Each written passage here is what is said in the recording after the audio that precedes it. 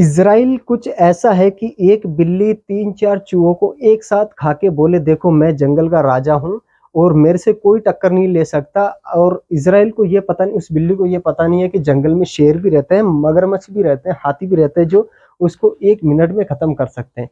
तो कुछ ऐसा ही हाल इज़राइल का। इज़राइल क्या हुआ था, 3-4 देशों से एक साथ में लड़ा था और वो जीत गया था। उन देशों से लड़ा था जिनके पास अपना ना ही कोई हथियार था, वो बेचारे कुल्हाड़ी लाठियों से लड़ रहे थे और इज़राइल के पास बंदूकें थी। तो उन्होंने अपनी जान बचाने के लिए हार गए। चलो ठीक है, छोड़ो यार, कौन लड़े, हमारे पास हथियार है नहीं।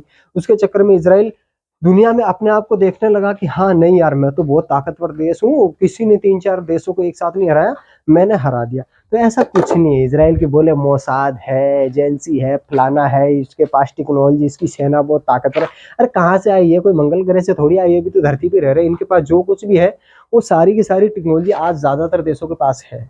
तो ऐसा नहीं है कि इज़राइल बहुत खतरनाक है, खतरनाक कुछ नहीं। एक चीज है जो उसको खतरनाक बनाती है, वो है उसका क्षेत्रफल। क्षेत्रफल उसका केवल 22,000 वर्ग किलोमीटर का ही है। अब आप भी सोचिए, 22,000 वर्ग किलोमीटर का क्षेत्रफल है जिसमें 3.5 लाख एक्टिव सेना है। तो साला हर एक मीटर पे तो एक सैनिक इधर खड़ा, एक सैनिक इधर खड़ा, हर एक मीटर पे तुम्हारा सैनिक खड़ा है देश की सुरक्षा करने के लिए।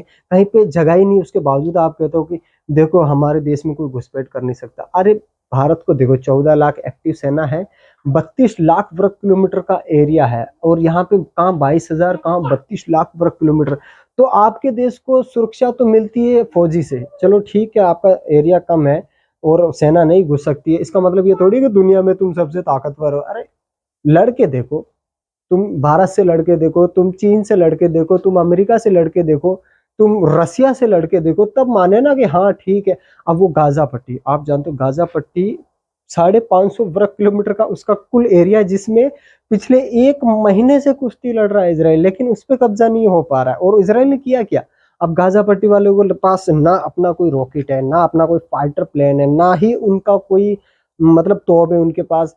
और तुम जा रहे हो गंड फट्टू की तरह, जाके बम डाल के वापस आ जा रहे हो, बम डाल के वापस वो तो ठीक है, उनके पास अपने प्रोटेक्ट के लिए हथियार नहीं है। नहीं तो तुम्हारा इसराइल रहे, अरे तुम्हारे इसराइल को तो ऐसे ही सारे बम से उड़ा देंगे वो। फिर भी वो अपनी कोशिश करते तो तुम्हारी तो फट के चार हो जाती है कि हमारे ऊपर देखो 5,000 बम्बार्डमेंट कर दिया।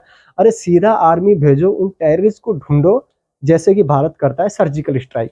भारत ऐसा थोड़ी कि पाकिस्तान के आतंकवादियों ने भारत पे हमला कर दिया तो जाओ बदले में पूरे पाकिस्तान को खत्म कर दो, जाओ वहां के बच्चों को मार दो, तुम मासूम बच्चों पे बम डाल दो जिनकी कोई गलती नहीं है। तो ऐसा नहीं होता है। लेकिन इसराइल के सैनिकों में इतना दम नहीं है कि सिर्फ जाके हमास में घुस के या उस वो गाजा पट्टी में घुस के आतंकवादी को मार सके।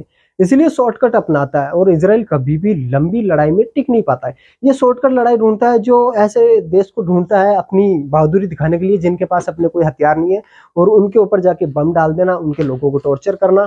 और इनको आपको तो पता है, हिटलर ने इन यहूदियों की इतनी बुरी हालत की थी, जर्मनी में जीने के लाले पड़ गए थे इन यहूदियों के। ये तो आज ठीक है, अपना अलग देश, वो ब्रिटेन का भला हुआ बेचारा का जो इनको इजराइल दे दिया। और आसपास में जो छोटे मोटे देश थे उन्होंने उस समय हथियार वगैरह नहीं बनाए थे, उस समय इनके पास हथियार थे तो मार मार के कब्जा कर लिया। तो ऐसा नहीं है, इसराइल अपनी ही गलतियों के कारण धीरे धीरे देखना 30-40 साल में ये इतना पीछे चला जाएगा, क्योंकि जब भी कोई देश किसी से युद्ध लड़ता है तो उसकी पूरी की पूरी पावर सामने आ जाती है कि हाँ इसकी ये पावर है।